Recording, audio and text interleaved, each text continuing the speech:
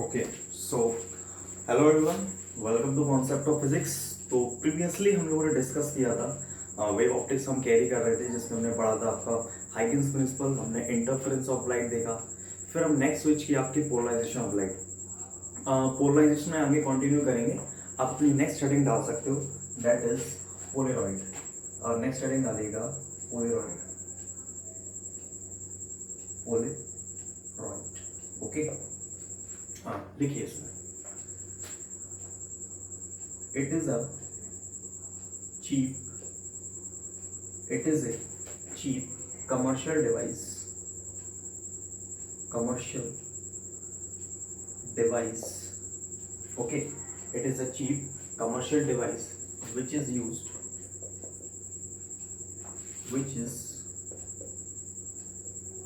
okay, it is a cheap commercial device which is used to convert any unpolarized light into plain polarized light.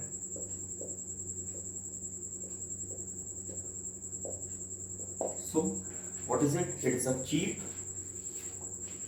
commercial device, पहली बात, to convert any unpolarized light into PPL, जिसको आप बोलते हो plane polarized light. Is it correct? Okay, चलो अब देखो, कोई भी आपकी अनपोलराइज्ड लाइट हो सकती है, जैसा कि हमने आपको बताया था। एक अनपोलराइज्ड लाइट एक ऐसी लाइट होती है जिसमें जो वेक्टर्स के वाइब्रेशंस होते हैं वो आपके हर डायरेक्शन में होते हैं। वो कैसे होते हैं? हर डायरेक्शन में होते हैं। तो ये मेरे पास ये इसका आपका कह सकते हो रिप्रेजेंटेशन है आपका अनपोलराइज्ड लाइट का। This can be the representation. अगर आपकी ये अनपोलराइज्ड लाइट है और आप इसको किसी भी पोलराइजर से पास कराओगे, ओके, लेट्स से ये आपका पोलराइजर हो गया, ओके, और इसमें एक फिल्म होती है जिसको हम बोलते हैं इस प्रकार से इसमें कोई फिल्म होती है ये बाहर से, ओके, ये है हमारी पोलेरॉइड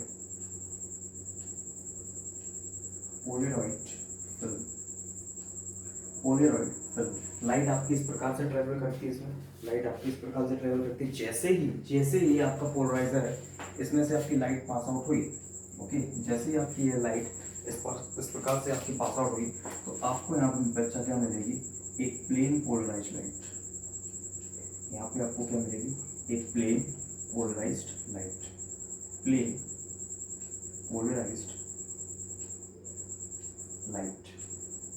जिसको आप क्या कहते हो? पी। Is it correct? तो कोई ऐसा रॉकेट साइंस नहीं है यहाँ पे।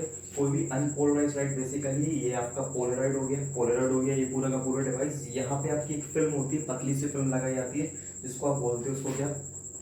Polaroid film.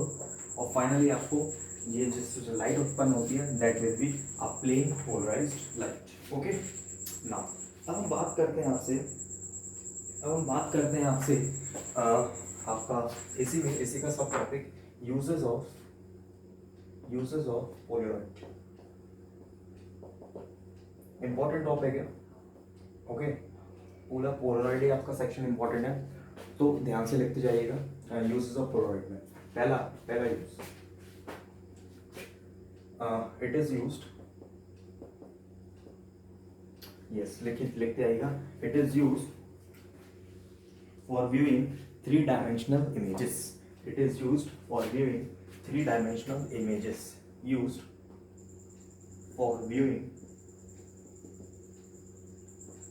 three-dimensional images. Is it correct? जो भी आपके 3D पिक्स होती हैं, ओके, जो भी इमेजेस होते हैं 3D, उनको देखने में ये हेल्प करती हैं। सेकेंड यूज लिखिएगा, it is used in studying optical property of metal. It is used to study optical property of metal. अब यहाँ पे ऑप्टिकल प्रॉपर्टी क्या होता है आपके मेटल की? देखो मेटल की कई सारी प्रॉपर्टी होती है, मोलेबिलिटी होती है, डक्टिलिटी होती है, टेंसाइल स्ट्रेंथ होती है, वहीं पे एक उसकी ऑप्टिकल प्रॉपर्टी होती है। हर मेटल की अपनी अपनी एक ऑप्टिकल प्रॉपर्टी होती है, लाइट को एमिट करने की क्षमता, कितनी कैपेबिलिटी है कोई सा मेटल लाइट को कितना एमिट कर सकता है, that capability is known as what, the optical property of that metal. Okay, and in analysing the crystal, and in analysing the crystal, and in analyzing the crystal, and in analyzing the crystal, जो भी आपका कोई सा भी crystal हो सकता है उसको एनालाइज करने के लिए, उसके एटॉमिक डिस्टेंस वगैरह देखने के लिए ये सब आपका पोलराइड आपका यूज होता है। ओके ना, जैसे आपके तीसरा यूज बता सकते हैं आपको, जो आपके एंटी ग्लेयर ग्लासेस होते हैं, एंटी ग्लेयर ग्लासेस, जिसको आप नॉर्मल शब्दों में अपने कहते हो सन ग्लासेस। ओके, वहाँ पे भी आपकी बेसिकली पोलराइड टाइप का ही होता है जो आपका ग्लास होता है एंटी ग्लेयर, जिससे आपसे चमक नहीं आती ग्लासेस से, that are called sunglasses और एंटी ग्लेयर, वहाँ पे भी पोलराइड बेसिकली वो ग्लास होता है। ओके, तो ये आपका तीसरा यूज हो गया। ओके, और आप आगे लिख सकते हो, जैसे आपका मैंने आपको कई बार बताया है, जो आपकी वेट रोड्स होती है, वेट रोड्स, जैसे अगर आप हाईवे वगैरह पर ट्रेवल कर रहे हो तो जो भी आपका पानी ऐसा लगता है दूर पानी यानी गिरा हो, तो that are called the wet roads. तो वेट रोड से जो आपकी लाइट उससे रिफ्लेक्ट होके आ रही होती है, दैट इज ऑल्सो वो काम करता है आपका थिन पोलराइड शीट का।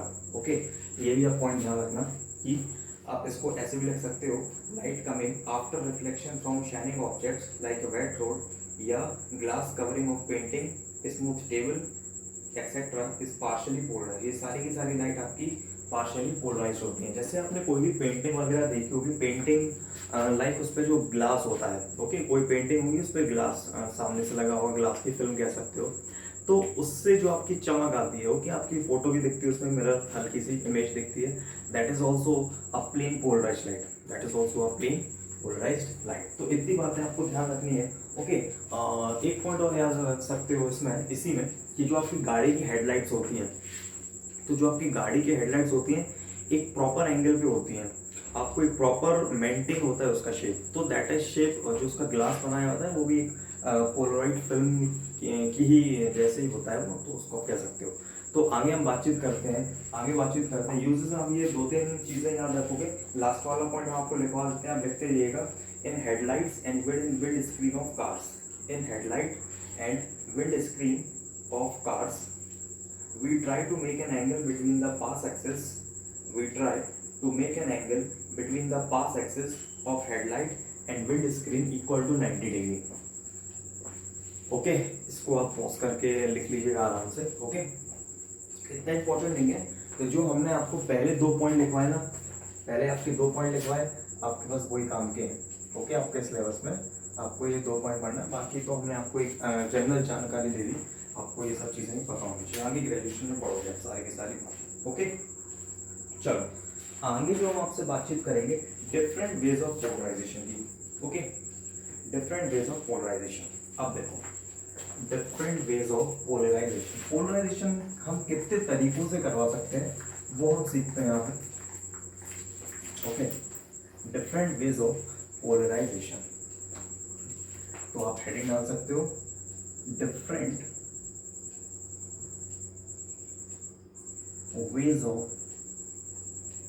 polarization, different ways of polarization। okay, different ways of polarization। तो पहला लिख लो,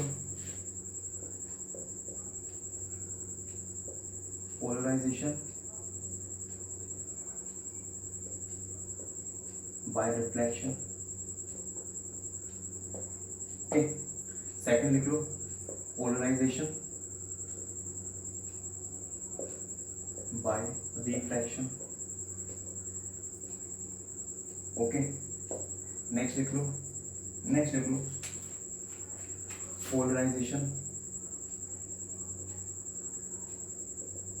by scattering, polarization by scattering। Okay, तो आपके पास 3 तरीके के पोलराइजेशन हो गए। एक और होता है आपका पोलराइजेशन बाय ट्रांसमिशन। ओके, एक और होता है आपका पोलराइजेशन बाय ट्रांसमिशन लिख सकते हो, लिखना हो तो पोलराइजेशन बाय ट्रांसमिशन। अब देखो polarization by reflection, by reflection, by scattering और बाय ट्रांसमिशन। अपने सिलेबस में जो है वो केवल polarization by reflection, polarization by reflection. इसको पढ़ने से पहले एक हम लॉ पढ़ते हैं, फेमस लॉ होता है इसमें। जब हम पोलराइजेशन की बात करते हैं तो बिना इस लॉ के तो काम होता ही नहीं है, जो कि आपका नाम है Brewster's law. Brewster's law, okay okay, what is it? Brewster's law. ठीक, अब देखो ब्रूस्टर्स लॉ क्या कहता है, ब्रूस्टर्स लॉ क्या होता है? अब सुन, ध्यान से सुनो मेरी बात को। ऐसे लिखिएगा, इसमें आप डायरेक्टली लिख सकते हो इस बात को कि फॉर अ पर्टिकुलर, या अकॉर्डिंग टू ब्रूस्टर्स लॉ लिखो, अकॉर्डिंग टू ब्रूस्टर्स लॉ। मैं लिख देता हूँ आपके लिए, according to Brewster's law,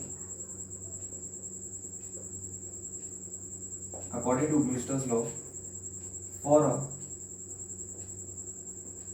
particular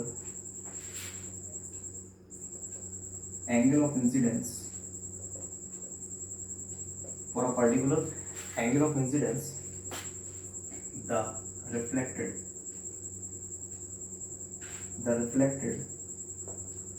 angle is completely plane polarized light. For a particular angle of incidence, the reflected light is completely plane polarized light with vibrations perpendicular to the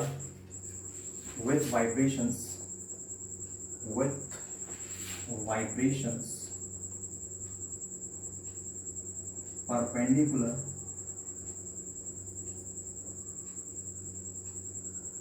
to the, देखते चलना, with vibrations perpendicular to the plane of incidence, perpendicular to the plane of incidence, perpendicular to the plane of incidence। Okay, मैं लिख देता हूँ यहाँ पे perpendicular to the plane of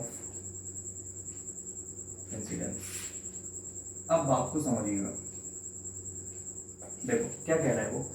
Brewster's ने कहा था कोई पर्टिकुलर एंगल ऑफ इंसिडेंस ऐसा होगा जहाँ पे आपके reflected angle, okay, not, this is not reflected angle, this is reflected light, sorry, this is reflected light.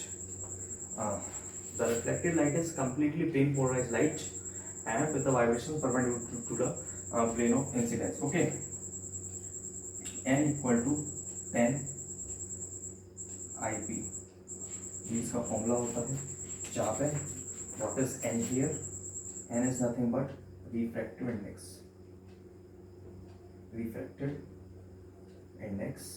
और IP is nothing but polarizing angle। थोड़ी तबीयत नासाज है काफ़ी दिन से, इसलिए साथ नहीं दे रहा अभी बॉडी, बट स्टिल रिकॉर्डिंग। तो एन आपका रिफ्रैक्टिव इंडेक्स हो गया और पोलराइजिंग एंगल, एनर्जी लेवल काफ़ी कम हो गया इस बार। तो ये चीज़ें आपको ध्यान रखनी है। अब आगे हेडिंग डाल दीजिएगा polarization of light by reflection, polarisation of light by reflection. आपका ये लास्ट टॉपिक होगा ये, ओके, लास्ट टॉपिक होगा आपका ये polarisation of light by reflection, polarisation of light by reflection, colon Brewster's law. ऐसे क्वेश्चन आएगा आपके में। तो ब्रूस्टर्स लॉ तो बता दिया मैंने, पोलराइजेशन ऑफ लाइट कैसे करोगे देखना ध्यान से। इसको मैं हटा देता हूँ, आपने लिख लिया होगा, ये हटा दिया मैंने। इस फॉर्मूले को मैं ध्यान में रखते हुए सारी की सारी चीज़ों को कर लूँ, देखना ध्यान से। नेक्स्ट से आपके पास एक ग्लास ब्लॉक होगा, okay, this will be the glass block, और ये आपके पास नॉर्मल, ओके। चलो इसको भी मैं हटा देता हूँ। ये आपकी कोई भी अनपोलराइज्ड लाइट इंसिडेंट कराने की कोशिश की जा रही होगी यहाँ से, ओके। अनपोलराइज्ड लाइट को मैंने यहाँ पे इंसिडेंट कराया, ओके। और एंगल ऑफ इंसिडेंस मैंने यहाँ पे मान के चला दैट से आईपी। ये कौन सा एंगल ऑफ इंसिडेंस है मेरे पास? आईपी। आईपी यही वाला है कि पोलराइजिंग एंगल। जब भी कोई लाइट अनपोलराइज्ड लाइट, ये आपकी कैसी लाइट है? Unpolarised light. अब ध्यान से समझना, आपको ब्रूस्टर्स लॉ भी यहाँ से क्लियर हो जाएगा। जब भी कोई अनपोलराइज्ड लाइट आपकी किसी भी ग्लास स्लैब या ग्लास ब्लॉक पर इंसिडेंट करेगी, तो ब्रूस्टर्स ने कहा था आपसे, किसने कहा था? ब्रूस्टर्स ने कहा था, ब्रूस्टर्स लॉ। ब्रूस्टर्स ने आपसे कहा था कि जो रिफ्लेक्टेड लाइट होगी, ये आपकी रिफ्लेक्टेड लाइट होगी, ये आपकी रिफ्लेक्टेड लाइट होगी, वो आपकी कंप्लीटली प्लेन पोलराइज्ड होगी और उसके वाइब्रेशंस कैसे होंगे? परपेंडिकुलर होंगे। अब देखो definition, vibrations are perpendicular to the plane of paper. तो जो रिफ्लेक्टेड लाइट होगी वो कंप्लीटली प्लेन पोलराइज्ड लाइट होगी, plane polarized light, reflected light, ध्यान रखिएगा। और ये जो वाला एंगल होगा रिफ्लेक्शन में, angle of incidence angle of reflection के बराबर होता है, इसलिए आईपी हो जाएगा। और यहाँ पे रिफ्लेक्शन भी होगा, क्योंकि ये ग्लास स्लैब थी इसलिए रिफ्लेक्शन भी होगा। और ये वाली लाइट आपको इस तरह से मिलेगी, ये भी आपकी प्लेन पोलराइज्ड लाइट होगी, बस इसके वाइब्रेशंस कैसे हमेशा पैरेलल है, इसके परपेंडिकुलर है। और ये वाला जो एंगल है, ये नॉर्मल से जो ये बना रहा है, इसको मैंने कह दिया angle of reflection. Is it correct? Now यहाँ पे लिखना according to Brewster's law, according to Brewster's law. Brewster's ने क्या कहा था? देखो सामने फॉर्मूला है, n equal to 10 IP, okay, 10 IP। That means n equal to sine IP लिख सकते हो अपॉन कॉस IP लिख सकते हो, लिख सकते नहीं लिख सकते? इसको बिल्कुल सा लिख दिया। अब देखो यहाँ पे हम जैसे ही हमारे पास रिफ्रैक्शन की बात होती है तो हम लगाते हैं स्नेल्स लॉ। आप लिखना अकॉर्डिंग टू स्नेल्स लॉ। बोलो स्नेल्स लॉ क्या होता है? जल्दी से बताओ। स्नेल्स लॉ यही होता है sine i upon sine r, हमने तो यही पढ़ा, equal to n, okay. n बराबर sine i by sine r, n equal to sine i p upon sine और कॉस आई पी। यानी कि एंगल ऑफ इंसिडेंस यहाँ पे आई पी रहेगा आपका, angle of incidence I P है, angle of reflection are है, तो मैंने आपके सामने लिख दिया। दोनों को बराबर कर दो, that means sine i p upon sine i p upon cos i p will be equal to sine i p upon sine r. Is it correct? देखो साइन आई पी से साइन आई पी उड़ गए, आपके पास क्या बचा? Cos i p will be equal to sin r, cos ip will be equal to sin r. Is it correct? इसको आप और कुछ लिख सकते हो, sin r will be equal to cos ip, sin r will be equal to cos ip। भाई sin r को आप क्या लिख सकते हो? cos 90 minus ip, cos 90 minus ip। आप किसको लिख सकते हो? sin r को, और cos ip as it is। भाई कैसे लिख सकते हो? देखो ध्यान से, cos 90 minus theta sin theta, cos 90 minus this will be r here, sorry, cos 90 minus theta sin theta, okay। देखो cos से cos खत्म, cos से cos खत्म, that means ip will be equal to 90 minus r, or you can say r, या आप लिख सकते हो ip plus r will be equal to 90 degree. क्या आपके पास यही प्रूव होके आएगा फाइनली? तो बिल्कुल सर आपके पास यही प्रूव होके आएगा। अब इस चीज का मतलब समझ लो, इतना तो पूरी दुनिया आपको करा देगी, इतना आपकी बुक भी करा देगी, बाकी मास्टर भी करा। इसका मतलब ये होगा कि जो पोलराइजिंग एंगल है, ये वाला एंगल, और प्लस एंगल ऑफ रिफ्रैक्शन है, एंगल ऑफ रिफ्रैक्शन वो हमेशा कैसा होता है? 90 डिग्री होता है। हमेशा कैसे होता है? दोनों का सम हमेशा कितना होता है? 90 डिग्री होता है। यानी कि वो आपसे बात कर रहे हैं, हमेशा कैसे होंगे? परपेंडिकुलर होंगे। इतनी बात आपकी चमक गई बढ़िया से, इतनी बात चमक गई। अब देखो एक और समझ लो जिसको थोड़ा सा कम समझ में आया, 2 मिनट में फटाक से समझ लेना। Polarization of light by reflection, Brewster ने कहा था, ध्यान से सुनना, केवल ब्रूस्टर को आपको यहाँ पे समझना है। ब्रूस्टर ने कहा था कोई भी अनपोलराइज्ड लाइट अगर आप किसी ग्लास स्लैब का इंसिडेंट कराते हो तो जो उसकी रिफ्लेक्टेड लाइट होगी हमेशा प्लेन पोलराइज लाइट होगी, पहली बात प्लेन पोलराइज लाइट, और उसके जो वाइब्रेशंस होंगे कैसे होंगे, परपेंडिकुलर होंगे। इतना ब्रूस्टर ने कह दिया था, और ब्रूस्टर ने कहा था कि जो उसका रिफ्रैक्टिव इंडेक्स होगा वो 10 of the angle of polarizing angle. I p आपका क्या है यहाँ पे, पोलराइजिंग एंगल। मैं आपको लिख देता हूँ, प्रीवियसली भी मैंने लिखा था, we are i p is nothing but polarizing angle. What is polarizing angle? जिस एंगल से आपकी अनपोलराइज्ड लाइट इंसिडेंट कर रही है दैट इज कॉल्ड आपका polarizing angle. What is r angle of refraction, angle of refraction.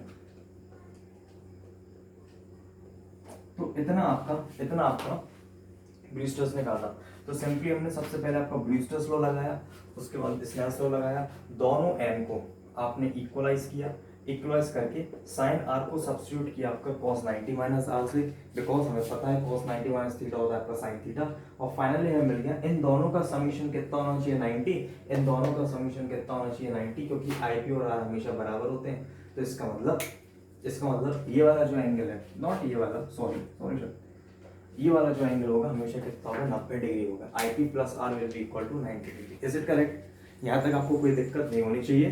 तो पोलराइजेशन जो आपका चैप्टर था, पर्टिकुलर चैप्टर था, ये आपका पूरी तरह से खत्म हो चुका है। ओके, इतना ही आपके सिलेबस में आपको यहाँ पे 2-3 चीजें पढ़नी है। एक तो आपको पोलराइज लाइट पढ़ना थी, एक अनपोलराइज लाइट पढ़ना थी, एक आपको पोलराइज डिवाइस पढ़ना था, एक ब्रूस्टर्स लॉ पढ़ना था, 5वीं ये डेरिवेशन थी कि polarization of light by reflection. आपको जो स्कैटरिंग वगैरह है वो कुछ नहीं पढ़ना है, वो आप आगे ग्रेजुएशन में पढ़ोगे। ओके, वो आप आगे कहाँ पढ़ोगे, बीएससी में पढ़ोगे, बीटेक में पढ़ोगे। स्कैटरिंग वगैरह, पोलराइजेशन बाय स्कैटरिंग में रमन इफेक्ट वगैरह आ जाता है। ओके, सर्च कर लेना यूट्यूब पे व्हाट इज रमन इफेक्ट वगैरह क्या होता है। रमन इफेक्ट में छोटा सा बता देता हूँ। Raman effect is nothing but कोई सी भी अगर अनपोलराइज लाइट किसी भी डस्ट पार्टिकल या किसी भी पार्टिकल पर टकराती है तो उससे टकराने के बाद जो आपकी लाइट निकलती है that is completely plane polarize light, that is called the Raman effect. जो कि ये जो रमन इफेक्ट था, हमारे जो प्रतिष्ठित साइंटिस्ट थे सीवी रमन, ओके, चंद्रशेखर वेंकट रमन साहब, उन्होंने ये डिस्कवर किया था और उसी के उससे उनको नोबेल प्राइज भी मिला था। Is it correct?